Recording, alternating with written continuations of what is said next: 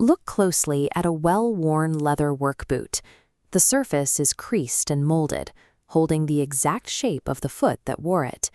Achieving this skate takes time. Search data shows millions of people looking for a way to bypass a new boot's physical resistance. This visualization maps out thousands of monthly search queries. We see 2,400 monthly searches for how to stretch leather shoes, and another 590 specifically asking for a spray for stretching leather shoes. These data points represent a collective attempt by consumers to override a material's factory geometry. This behavior highlights a mechanical contradiction. We rely on leather because it is tough enough to shield human skin from friction, yet we expect it to be malleable enough to precisely match the unique contours of an individual foot. The volume of stretching queries suggests a specific material reality. Leather responds to stress differently than almost any other commercial textile. Most materials display standard elasticity. If you stretch a rubber band, it deforms, then snaps back to its original shape once the tension is released. Leather exhibits plasticity, meaning it undergoes a permanent structural realignment when subjected to stress. This allows the material to hold a new shape indefinitely. The break-in period involves the deliberate manipulation of a biological protein matrix. To understand how a flat piece of hide molds to a human foot, we have to look past macrophysics and observe the material at the molecular level. By pushing past the surface grain of the leather, we enter the structural bulk of the hide. This region is known as the corium layer. The corium consists of a complex, three-dimensional woven matrix of biological protein.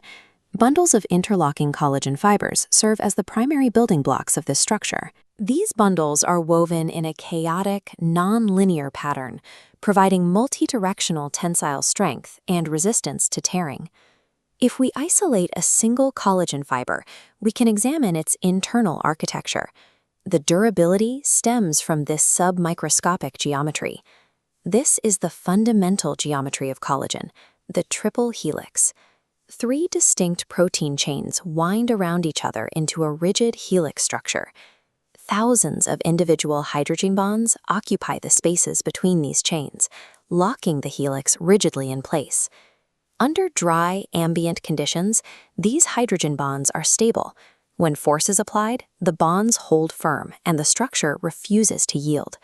This rigidity is why a brand new leather shoe feels stiff and can cause blisters. Bypassing these bonds without destroying the tensile strength of the protein requires a specific approach. A custom fit is achieved through targeted biochemical disruption of the hydrogen bonds rather than brute mechanical force. This disruption requires 2 environmental catalysts, localized heat and moisture, which can originate from human sweat or stretching sprays. We can now visualize these catalysts as they flood into the corium matrix. In this environment, water acts as a plasticizer. Water molecules physically interpose themselves between the collagen chains, temporarily severing and replacing the existing hydrogen bonds. Heat from the foot provides kinetic energy, accelerating the weakening of these intermolecular forces. With the matrix destabilized, the leather can respond to mechanical stress, the outward pressure of the foot. The protein fibers smoothly slide past one another to accommodate the new shape of the foot. Stretching leather is a process of controlled, temporary chemical uncoupling that allows structural fibers to slip into a new alignment without tearing. After the shoe is removed and placed in a cool, dry environment, the material begins to stabilize. As the heat dissipates and water molecules evaporate, the chemical disruption is reversed. The hydrogen bonds reform between the collagen chains, locking them into their new, expanded geometry. This final state is known as plastic memory. The matrix will permanently remain in this locked state unless it is flooded with extreme heat and moisture again. These biological mechanisms explain why high-volume searches for PU leather or faux leather often lead to frustration regarding fit. This is a cross-section of polyurethane synthetic leather. It consists of a uniform polymer layer, lacking the woven matrix and triple helix structures found in hide.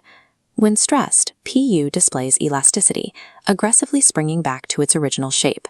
Under prolonged pressure, the polymer layer cracks.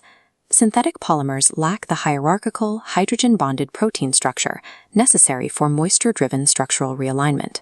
The perfect fit ultimately results from a unique biomechanical partnership, a localized structural engineering process that is entirely driven by applied chemistry.